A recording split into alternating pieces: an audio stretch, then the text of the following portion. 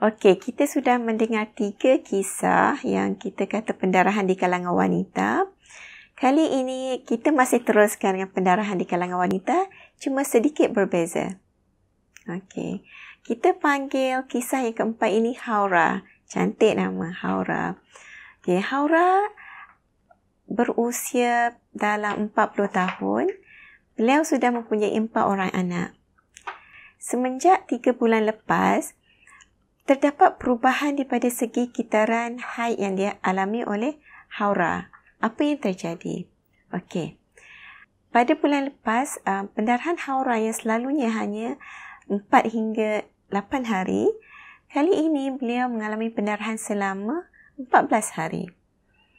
Walaupun 14 hari masih termasuk dalam tempoh haid, tapi perkara ini merupakan perkara yang baru berlaku dalam kitaran haid Haura.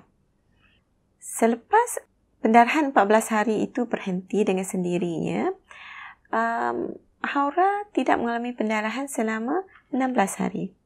Selepas daripada itu, beliau mengalami kitaran haid yang kedua, dan kali ini haid beliau berlanjutan selama 15 hari. Bulan lepas 14 hari, sekarang ini 15 hari. Tapi masih tempoh maksimum haid. Beliau suci selama 16 hari. Kemudian pada bulan ini beliau datang lagi pendarahan dan kali ini tempoh pendarahannya selama 17 hari. Kita boleh tengok terdapat macam satu corak di sini iaitu masa pendarahan menjadi semakin panjang. Wanita yang berusia 40 hingga 45 tahun memasuki era yang kita panggil perimenopausal, iaitu sudah menghampiri masa untuk menopause. Akan terdapat kelainan daripada corak haid sama ada disebabkan oleh gangguan hormon yang makin berkurangan atau juga mungkin terdapat beberapa perkara lain. Apakah perkara yang boleh berlaku? Penyebab pendarahan wanita yang menghampiri usia menopause ini boleh dibahagikan kepada satu gangguan hormon. Apabila paras hormon menjadi tidak stabil, terlalu tinggi atau terlalu rendah.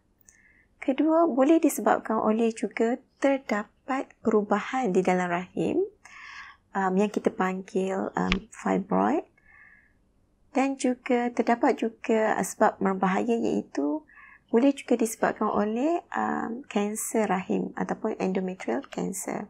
Haura sepatutnya pergi berjumpa dengan doktor di mana kita akan membuat pemeriksaan ya. Pemeriksaan yang akan dijalankan bergantung kepada apakah penemuan yang kita dapati. Pertama, kita akan membuat bimanual palpation untuk melihat adakah terdapat benjolan ataupun ketulan yang luar biasa di sekitar rahim dan juga di bahagian perut. Kemudian kita akan membuat spekulum. Okay, kita akan melihat di pangkal rahim adakah terdapat apa-apa keadaan ataupun perkara yang tidak sepatutnya.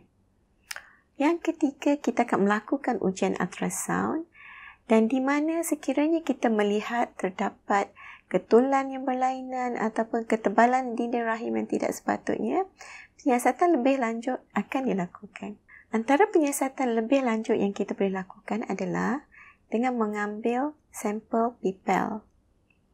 Pipel adalah tiub kecil yang kita akan masukkan ke dalam rahim dan dengan tiub ini kita mengambil tisu-tisu dinding rahim dan kita akan menghantar tisu ini ke makmal di mana keputusan makmal kita akan dapati dalam tempoh sama ada 4 hingga 6 minggu dan berdasarkan kepada keputusan makmal ini perawatan yang sesuai akan diberikan.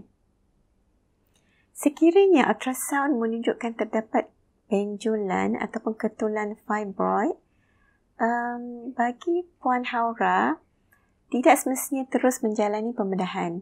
Saya mendapat banyak komen daripada pesakit saya mengatakan, kami takut doktor, sekiranya kami berjumpa dengan doktor, kami terpaksa menjalani pembedahan membuang fibroid. Tidak semua fibroid perlu dibuang melalui pembedahan. Masih terdapat ubat-ubat yang boleh digunakan sekiranya fibroid itu tidak mencapai saiz yang sepatutnya. Jadi jangan takut, berjumpa dengan doktor, dapatkan penyiasatan, dapatkan pemeriksaan dan selepas itu kita boleh berbincang mengenai perawatan yang sesuai.